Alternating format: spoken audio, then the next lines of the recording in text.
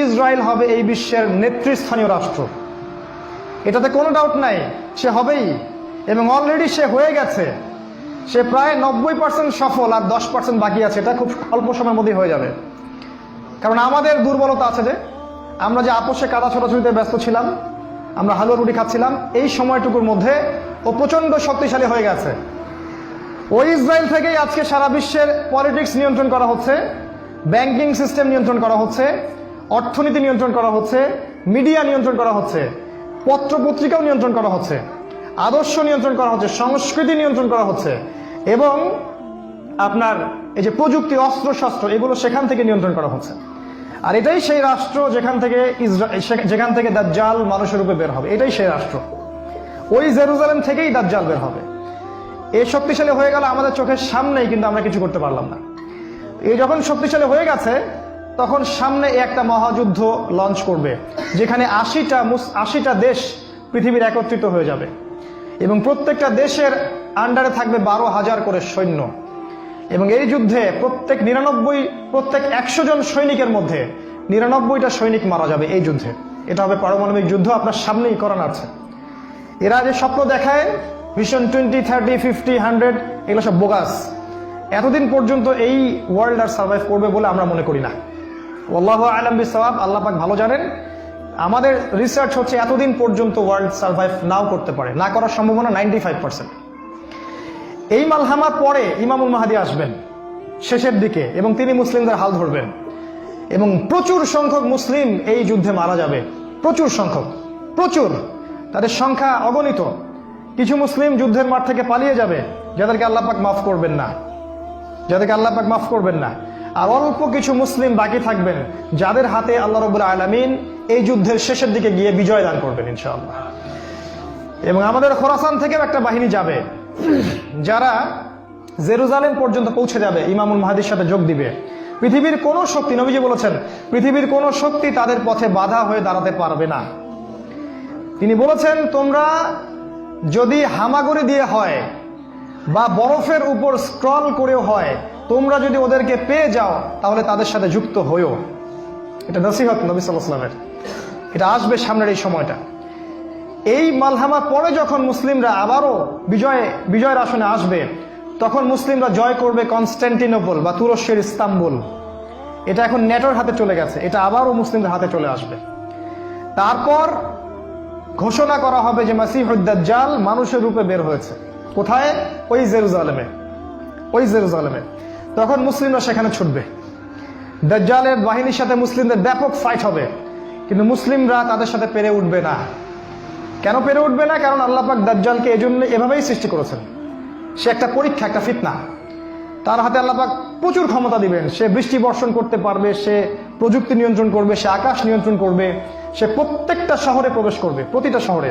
সে খুব দ্রুত ফ্লাই করতে পারবে। তার হাতে খাবারের মজুদ থাকবে, মানুষকে দুর্ভিক্ষের মধ্যে সে ফেলে দিবে। যারা তার আনুগত্য করবে সে তাদেরকে খাবার দিবে, মানে ইকোনমিক প্রোগ্রেস দিবে। যারা ওকে অনুসরণ করবে সে তাদেরকে সোনা রূপা দিয়ে দিবে। যারা ওকে অস্বীকার করবে সে তাদেরকে দুর্ভিক্ষ দিবে, মেরে ফেলবে। এক কথায় যারা দাজ্জালকে অনুসরণ করবে তাদের প্রত্যেককে দাজ্জাল প্রোগ্রেস দিবে, উন্নতি অগ্রগতি দিবে, তাদের জিডিপি বাড়তে থাকবে এক কথায়। আর যারাই মাসিহুদ দাজ্জালের বিরোধিতা করবে তাকে সে একদম ধ্বংস করে ফেলবে, একদম ধ্বংস। অর্থনৈতিক দিক থেকে, শারীরিক দিক থেকে রাষ্ট্রগুলো আক্রমণ করবে, সে পুরো ম্যাসাকার করে ফেলবে। তার হাতে আল্লাহ পাক এরকম ক্ষমতা দিবেন। এই জন্য মুসলিমরা তাদের সাথে পেরে উঠবে না। তাহলে কি হবে? আল্লাহ রাব্বুল আলামিন তখন মুসলিমদের দোয়া কবুল করবেন এবং ঈসা আলাইহিস সালামকে আকাশ থেকে পাঠাবেন এই পৃথিবীতে আবারও ইনশাআল্লাহ। এবং ঈসা আলাইহিস সালাম সিরিয়ার দামেস্কে সাদা মিনারের উপরে নামবেন, এবং ইমামুল মাহদীও সেখানে থাকবেন। সেখানে ফজরের নামাজ পড়া হবে, ইমামুল মাহদী ইমামতি করবেন, আর এই ঈসা আলাইহিস সালাম পিছনে মুক্তাদি হয়ে থাকবেন। এটা আমাদের জন্য গর্বের বিষয়। এরপরে ঈসা আলাইহিস সালাম বলবেন যে অবরোধ তুলে দেওয়া হবে, মসজিদের দরজা খুলে দেওয়া হবে, এবং ঈসা আলাইহিস সালামকে দেখা মাত্রই মাসিহুদ দাজ্জাল পালাতে শুরু করবে। এবং দাজ্জালের বাহিনী অর্থাৎ ইহুদি খ্রিস্টান সভ্যতার সাথে মুসলিমদের যুদ্ধ হবে। নবী সাল্লাল্লাহু আলাইহি ওয়াসাল্লাম বলেছেন, হাদিসে শোনেন, নবীজি বলেছেন, লাতুকাতিলুন্নাল ইয়াহুদ, শেষ জামানায় তোমরা অবশ্যই ইহুদিদের সাথে যুদ্ধ করবে, অবশ্যই করবে। এমনকি কোনো ইহুদি যদি পাথরের পিছনে লুকায়, তখন সেই পাথর কথা বলবে, ইয়া মুসলিম ইন্না ওয়ারা আল ইয়াহুদ তাআলাউ ফাকতুলহু, হে মুসলিম আমার পিছনে একজন ইহুদি আছে, আসো তাকে হত্যা করে যাও। এটা পাথর পর্যন্ত কথা বলবে। ফিলিস্তিনের বাবে লুদ নামক জায়গায় দাজ্জালকে হত্যা করা হবে। ওই বাবে লুদটা ইন্টারনেটে গিয়ে দেখবেন, সেখানে ইসরায়েলের বিমানবন্দর তৈরি করা আছে এখন। এই বাবে লুদেই এখনই তৈরি করা আছে। আমি একটু আগে বললাম যে দাজ্জাল আকাশ নিয়ন্ত্রণ করবে, ওই বাবে লুদের এয়ারপোর্ট থেকেই সে আকাশ নিয়ন্ত্রণ করবে। আমার মত এটা আমার মত, আমার বুঝ এটা। ওই বাবে লুদে সবচেয়ে বড় একটা এয়ারক্রাফটের ঘাঁটি তারা মজুদ করেছে এই বাবে লুদের মধ্যে, প্যালেস্টাইনে। আর ওই জায়গায় ঈসা আলাইহিস সালাম এই মাসিহুদ দাজ্জালকে হত্যা করবে। এরপরে ঈসা আলাইহিস সালাম জেরুজালেম থেকে ইমামুল মাহদিকে সাথে নিয়ে পুরো বিশ্বে ইসলামী খেলাফা বাস্তবায়ন করবে। পুরো বিশ্বে নবীজি বলেছেন, একটা পাকা বাড়ি একটা কাঁচা বাড়িও বাদ থাকবে না যেখানে ইসলামের কালিমা লা ইলাহা ইল্লাল্লাহ প্রবেশ করবে না। একটা কাঁচা বাড়ি একটা পাকা বাড়িও বাদ থাকবে না। এরপরে ঈসা আলাইহিস সালাম 40 বছর এই পৃথিবীতে ইসলামী খেলাফা বাস্তবায়ন করবেন। নবীজি বলেছেন, পৃথিবীতে কোনো জুলুম থাকবে না, কোনো রকমের অন্যায় পাপাচার থাকবে না। বাঘে এবং হরিণে এক ঘাটে পানি খাবে, কেউ কারো প্রতি কোনো অবিচার করবে না। এক একটা ফল হবে বিশাল বিশাল, আল্লাহ পাক বরকতের দরজা সব খুলে দিবেন। প্রচুর বৃষ্টিপাত হবে, মাটি উর্বর হবে, প্রচুর সুজলা সুফলা হয়ে যাবে এই পৃথিবীটা। আবারও আগের অবস্থায় চলে আসবে পৃথিবীটা ইনশাআল্লাহ। কোনো দূষণ থাকবে না, কিচ্ছু থাকবে না ইনশাআল্লাহ। এই 40 বছর তিনি রাজত্ব করবেন, তারপর তিনি মারা যাবেন এবং তাকে দাফন করা হবে রাসূল সাল্লাল্লাহু আলাইহি ওয়াসাল্লামের কবরের পাশে। আর ইমামুল মাহদী আরো আগেই মারা যাবেন।